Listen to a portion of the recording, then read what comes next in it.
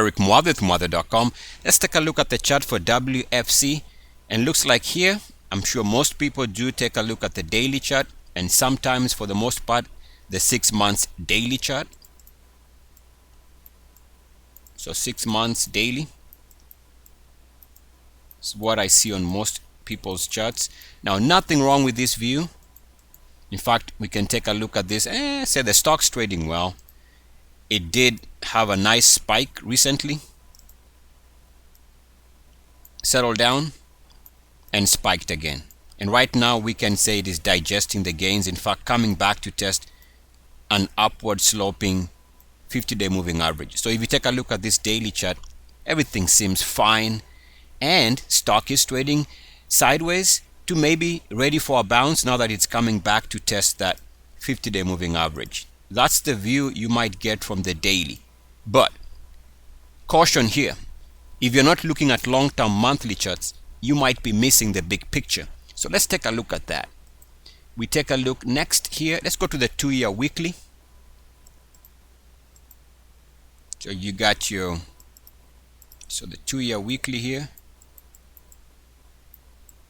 which gives you a little bit of a better view, in my opinion.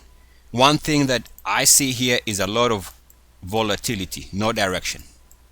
That's just something that I see from this chart. And now, nice move higher. The other thing that I do see here is rejection here as the stock tried to move above 69.1. I can also see that there was a failed weekly breakout recently. You can see that we are back below that previous weekly closing high here. We had traded above it for a couple of weeks, but we've subsequently rolled over. So that picture doesn't look that great. Take a look at the 3-year monthly.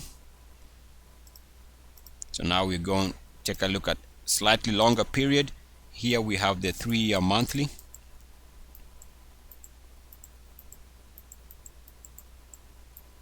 Monthly. All right. The first thing that I see here is another monthly failed breakout there. So we did not close higher, failed to hold above the previous monthly closing high from 2015, and now we are back below that level. That's a failed breakout. Failed breakouts are notorious for taking stocks lower. Something else that I see here is you had an attempt to close at fresh monthly closing highs, but the technicals did not follow through. Technicals made negative divergence. It's not good. Keep in mind that all this attempt to close higher here also was rejected at about RSI at 61.8 here. That's bearish. And additionally, this monthly chart also, as of right now, is not looking that hot. If you take a look at this RSI break, which took place here in late 15 off the highs here, stocks coming back to test that sentiment break level. As you can see, in early 2017, late 2016, is being rejected. So the long-term picture, the more you pull out and pan out, the more looks bearish. In fact, let's even go and take a look at all data going back to 1990. And now we can see that this line that we drew previously, oh, by the way, this is monthly chart. So all the way back to from 1990 onwards, right, to 2017. So we can see here, start that all over again, that this line here is what we had drawn in the previous monthly chart. So that break brings the market off the highs there. We draw a line right there. So this is right now showing rejection with uniform action. That's a sell signal by itself. Let's test that level. Go backwards in time. Should be something like that. And well, let me draw that again.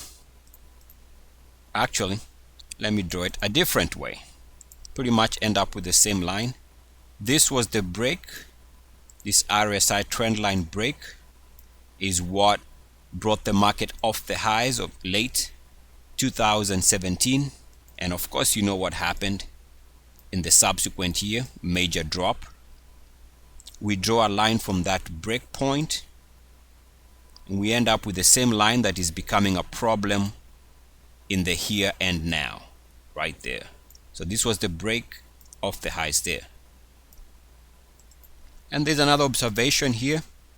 We tried to break out and failed. And that was sometime in, let's see here, late 2008. So we're talking about this failed breakout there, which coincides with this resistance right there. And again, that resistance happens to be at about 61.8. That was negative divergence also, in that we see that prices made an improvement here, but the technicals did not. Same type situation. You can see this is also being repeated in the current market. We have a failed breakout attempt and declining technical strength in the current market. Keep in mind also that this rejection here is happening again, just like it did in late 08 at about 61.8 on the monthly.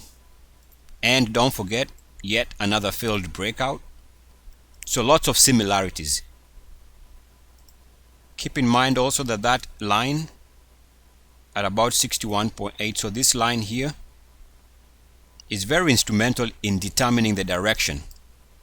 Resistance here with uniform activity for the highs there of 2010. Resistance here with uniform activity for the highs of 2011. And it is only after it breaks out above that range, so we're talking about this period here, that the stock had a chance of having some relative upside. So if you're not paying attention to this big picture, you might be blindsided by a big drop. Let me share with you another similarity to this period here. Major high before a substantial drop. It's a simple line in both instances. Similarity. Take a look at this break line here that became backtest failure.